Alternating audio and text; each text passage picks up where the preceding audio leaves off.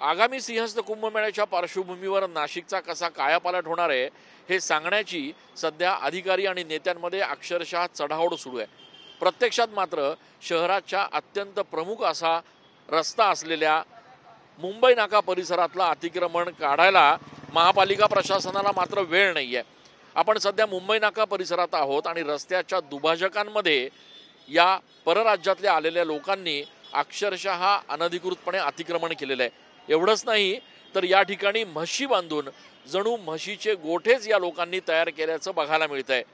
स्वच्छ नाशिक सुंदर नाशिकचा नारा देणाऱ्या महापालिका प्रशासनाला या सगळ्या अनधिकृत अतिक्रमणाकडे लक्ष द्यायला वेळ नाहीये का?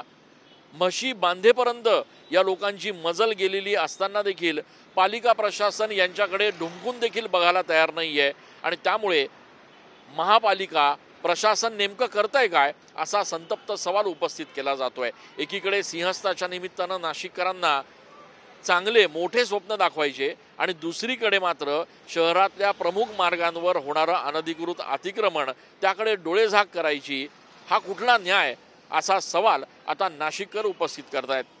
कॅमेरा पर्सन योगेशसह मी चंदन पूजाधिकारी, TV9 मराठी।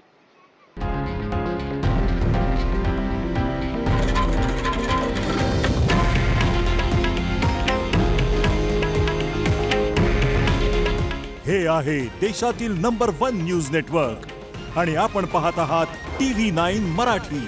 काळजी तुमची, हित महाराष्ट्राचं।